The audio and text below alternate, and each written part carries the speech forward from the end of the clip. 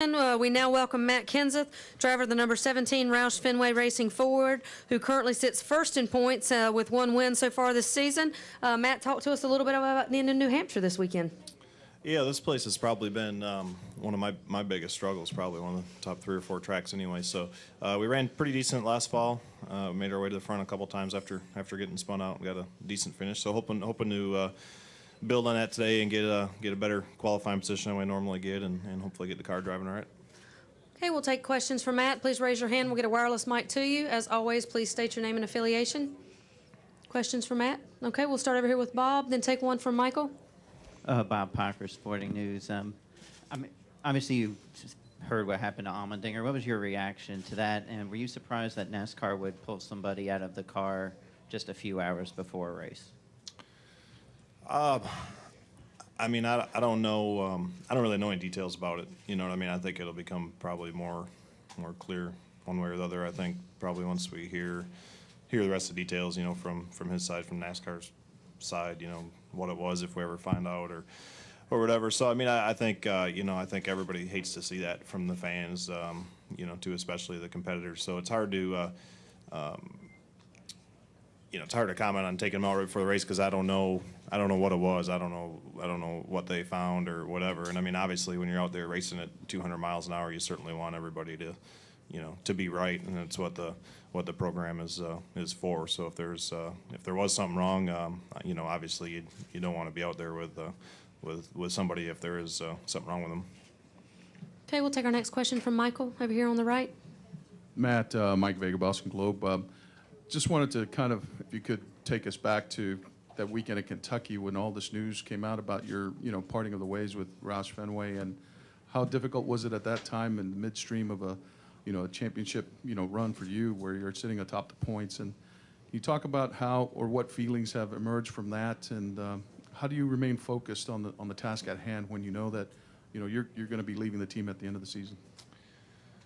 Well, I mean, you know, I think once we got through, you know, Kentucky and, you know, moved on from there, I think more than anything is probably a relief for me. I think the stress for me was probably the, you know, month and a half, you know, before that, you know, trying to work through all that and figure out, you know, what's going to happen or not happen, and so on and so forth. So I don't think it's a distraction unless you let it become one. I mean, I think it's business as usual. It doesn't change anything, you know, for this season or you know, what our goals are, or how we prepare, or how hard we work toward, you know, the goal of trying to win races and win a championship. So I mean, it's not really, you know, it's not really. It doesn't really change anything in my mind. You know what I mean? I mean, we've been there a long time. We made a commitment to race through 2012, and it doesn't really change, you know, anything except for what we're doing in 2013 and beyond. Are you able to shed any light about that at this moment? No. When do you hope to do that?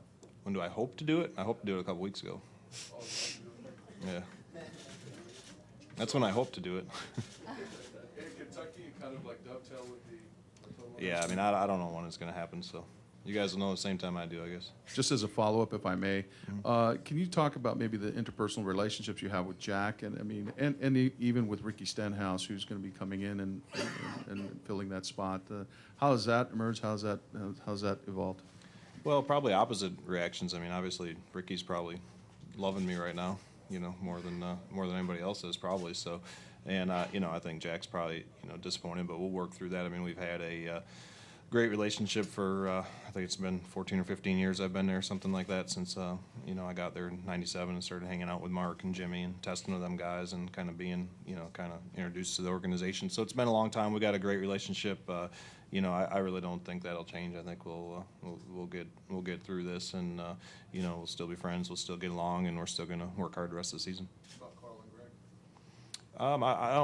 I don't see why my relationship would change with Carl and Greg at all, really. I mean, I think you know, a lot of the former teammates that I've had there, I'm probably you know, better friends with them than most people in the garage. You know, Jeff Burton and Mark Martin, and you know, Kurt and I still get along really great. So I mean, I think I've built a lot of you know, friendships and relationships there, and just because they move on and don't race there anymore doesn't mean, you know, you're not friends with them. Jamie McMurray, I mean, all them guys I still get along with great. Okay, we'll take our next question from Joe Menzer, then we'll go over here to Andrea. Joe Manzer, NASCAR.com. Hey, Matt. Just wondering, you know, being a father yourself, can you kind of relate to what Harvick must have been going through last weekend? And he says he's much less anxiety now that the birth has come. Yeah, I mean, I think when it happens in the middle of the season, especially when they're waiting for their first and all that stuff, I think it's always a little stressful, and you're always wondering because you certainly want to be there for your wife. That's a good thing to do, especially long term, and you don't want to and you don't want to let your race team down at the same time. So I mean, I think it's a little stressful when it comes to scheduling. You're just hoping it's any time except for race day. Go ahead, Andrea. Andrea Pelkey, ESPN. Last Saturday, after the race was over, Jimmy Johnson and Casey Kane got on a plane and went and did a triathlon. You didn't want any part of that? No, especially after I saw that photo. Yeah. Okay, next question, David Newton. Hey, Matt, David Newton, ESPN.com.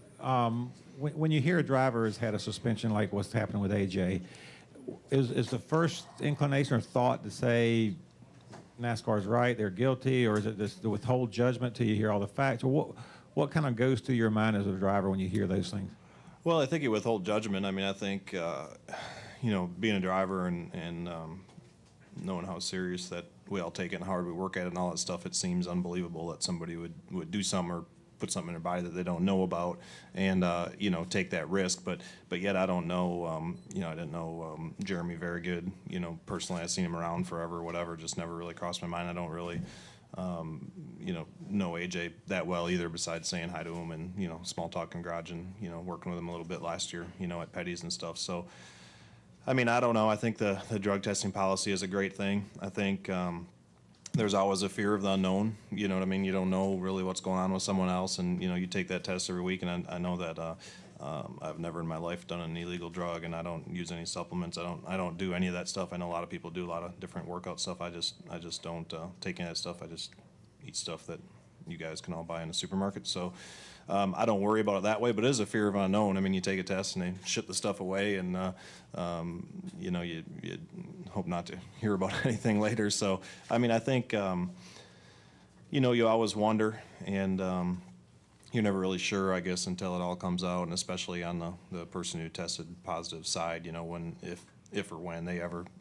come out and say what they did or didn't do or how it happened or whatever, I think you feel better. So I think you got to let some time pass till everything comes out. They get the B sample thing done, and maybe AJ talks, and you hear what it was. Maybe it'll clear everything up, and then again, maybe it won't. Maybe you'll never know. But I think they did a lot of things when they put that system in place to make it as fair as they can, and I really believe that. I really believe that NASCAR is going to err on the side of caution. I think they're going to be pretty darn careful before they, do something that could really jeopardize somebody's career. So I'd have a hard time believing that it's not pretty rock solid, or I don't think NASCAR would have reacted like that.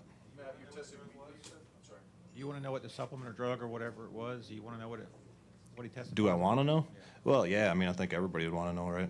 I mean, I'd love to know what it is. And I don't. Did they come up and say it's a supplement drug? I don't. AJ saying it was a supplement. Oh, he was. Oh, I didn't see he said anything, but I wouldn't know. So, yeah. I mean, I think everybody, of course, would want to know. Really what it is from both sides. I mean, it's just, people are curious. You guys, I'm sure, want to know, and we'd all want to know as well. So. Okay, we got a question in the back. Then we'll come to Genevieve. Then go back to Nate. Rich Thompson, Boston Herald. Just talk about being #1 in the ratings, and how does that affect your strategy or any game planning?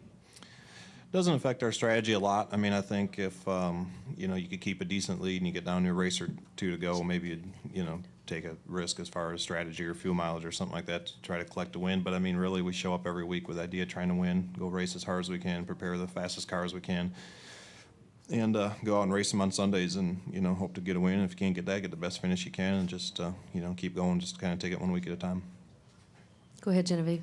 Hi, I'm Genevieve with Skirts and Scuffs. I was wondering if you could just talk about your paint scheme with having the Red Sox on your car in the home of the Red Sox, on their 100-year anniversary, and having admitted just now that New Hampshire's a struggling track for you. If you could just talk about if you feel any extra pressure from the Sox fans, since we're already tough on our own team to begin with. Yeah, no extra pressure. It's cool to have Nesson on there in the Red Sox and the Fenway Sports Group and their soccer team and all that stuff. So obviously when you come up in this area, it's close to Boston with John Henry and the Fenway Sports Group owning half of the organization. So it's neat that they got to put some of their stuff on the car. Really no extra pressure though. Final two questions, Nate and Claire. Nate Ryan, USA Today. Matt, going back to the drug policy stuff, have you ever had like an 8 sample test that came up where they came back to you and asked for a prescription or asked for a reason for it, or do you know anybody else who's experienced that? Do you know any other drivers who've had to do that? No, I mean, I have not ever had a follow-up call or any issues or anything like that. And I don't know of anybody that has either. That doesn't mean it would happen. I don't know that if it did happen to somebody, they would walk in the garage and tell other peers. I'm not sure if they would do that or not. But I have not heard of anybody else besides the people that I've read about that have been suspended or you know, anything that's been in the media is the only thing I've ever heard. I've never heard any talk from in the garage about anything else. Final question, Claire. Maybe we could end on racing because I do have a racing question, and it's about New Hampshire racing here in the modifieds because everybody is so hep about racing in this part of the country. What is special and what's tough about New Hampshire Motor Speedway? You know, I know the modifieds are big up in this area. It's not really racing that I really followed, or me being more from the Midwest, I probably don't know a lot about it. But it seems like I didn't come up here when they first built the speedway. It's been before I started, but you can tell there's always been a lot of excitement up here. It seems like it's a ways away from a lot of other NASCAR tracks. So I know that ever since the series first started to come up here, there's been a lot of excitement.